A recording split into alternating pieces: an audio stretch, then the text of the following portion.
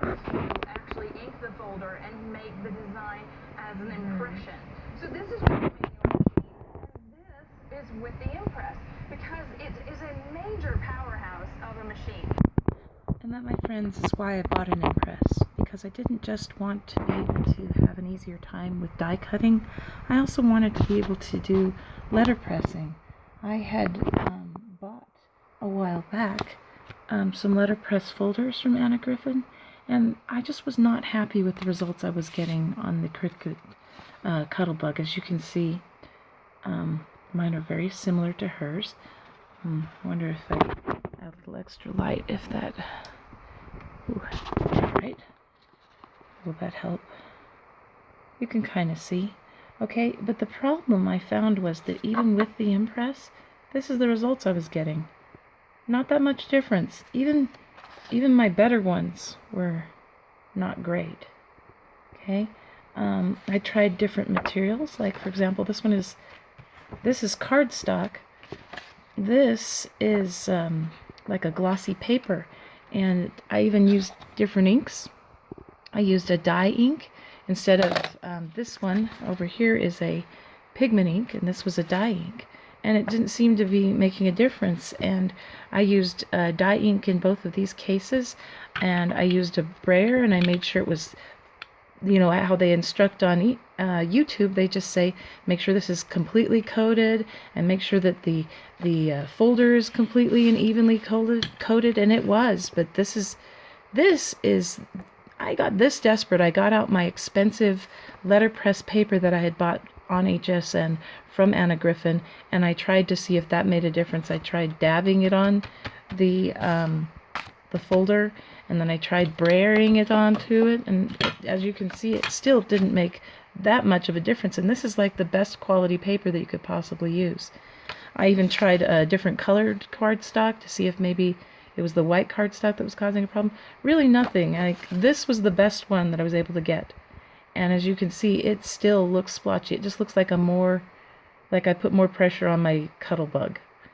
And then I remembered something. I remembered in the manual here that when they were talking about if you need to, they basically said this part in the instructions, when it talks about understanding the metal shim, it says sometimes you need to alter the amount of pressure.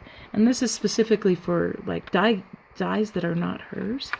But I thought, you know what the heck? This is without the shim. Okay, and that's my best one. That's after like multiple tries. And this is my first try with the metal shim. Pretty consistent. And then I had some leftover, and this is the letterpress paper. And even better, look at how beautiful that is. Detail and color. But I have to warn you, I tried a different, I moved from the letterpress folders to regular cardstock again in a different folder, and basically your mileage may vary. Sometimes I would get, and it's not consistent, sometimes I would get this. I think that one was when I loaded it in landscape, and then another time I got this, and that was in this way, so portrait. And I thought, no, maybe it's this folder, so I tried a different folder, and I consistently got the same result each time. It's just not consistent. And then I decided, you know what? For these other folders, these ones that are not letterpressing folders, I'm going to try using some more letterpress paper, which is thick and made of cotton, or it has some kind of cotton or some other kind of material in it that makes it really absorbent and very, it's made for letterpressing. And as you can see, here's the results. And I got two different results. As you can see, this one is darker than this one, and I'm going to show you the reason why. But I'm going to need to turn off this light for... Okay, I was hoping to get rid of some of that glare, but it seems like it didn't make much difference. Okay, so what I did first was I had my A plate, and then following instructions, I put down the metal shim, then I put down the folder, and this side, the side with her writing on it, is the emboss, and that's what I wanted to be dyed. So I did that face up, And then I made sure that this side was very inked up and it was all evenly done with my brayer. And then I put down the paper. And then I set it like that. And then I put the other A plate on it. And then I ran it through portrait style. Okay. And this was my result. Okay. So it looks pretty good. There's a little bit of fading that happened right here, but it looks pretty nice. So I thought, you know what? I think what this needs, this side that I want to have embossed, I think it needs more pressure. And so I decided I'm not going to follow the manufacturer instructions. I'm going to do it my way and make it more pressurized. So I put down the embossing folder first. I inked it up separately on the side that I wanted it, which is this side. And then I set down the paper on this side. I just kind of lined it up the way I wanted it to do it. And then I brought this down onto it. And then I took the metal shim. And so this is the side that I wanted to be inked. So I put the metal shim. I put it facing the metal shim. And then I put this last A plate on it. And then I fed it through the machine this way. But what I found was it didn't matter if I put the shim down here or on top, as long as the side that I wanted to be inked was facing that shim, and then therefore getting more pressure. It worked better this way than this way with the other piece that I used, but so my preference is to do embossing folder with paper, the side you want to be inked here, then the metal shim facing it, and then the A plate, and then doing it landscape style. So I'm just going to show you the difference between the two when I had the metal shim touching the paper as opposed to not.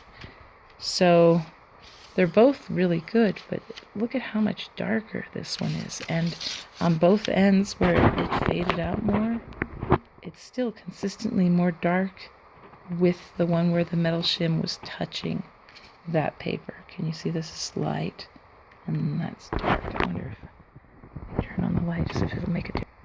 Yeah, that made a little bit of difference, but you can see here's where it was fading out the most, is right here in this area with the one that when it was not facing the shim. You can see that. And then I look at the same place and it's still much darker when I had the metal shim like facing or touching the side I wanted to be inked, and loading it in this way. So unfortunately, if you want to use anything other than the folders that are made for letterpress, so these little guys that aren't as intricate and that aren't as detailed, and they're made for this. They're made for letterpressing. So you can use any paper with those, but if you want to use some of her more intricate folders, you're going to have to use a fancier paper. You're going to have to use a letterpress paper in order to get this result. And Anna didn't say that in the presentation, but I'll bet that's what it was. I don't know what that was. Sorry about that. Okay. And, just as a warning, hold on just a sec. At one point I got so frustrated before I figured this out with these that I ended up trying to use the rubber mat, Mr. C mat, the embossing mat, and that was a bad idea. It started to go in and it got about this far and it's like, and I was like, oh crap, I broke it, and then it like automatically reversed and spit it out. And if you can see it, I don't know if you can see it very well, there's actually now a ridge where the embossing folder was along here. You can see it right there. And this is the result. It was darker, definitely, when compared to this or this, but the problem was the damage to the paper was even worse. Like every single one of these diamonds is just destroyed, and it actually ended up having like the consistency of like cloth. Now this is still a little paper stiff, but this is a piece of trash. So you don't want to break your embossing, your Empress, and you definitely aren't going to get good results from using this. Do not use this. Big warning, do not use this. So again, A plate, folder with paper, metal shim, and A plate is the best arrangement.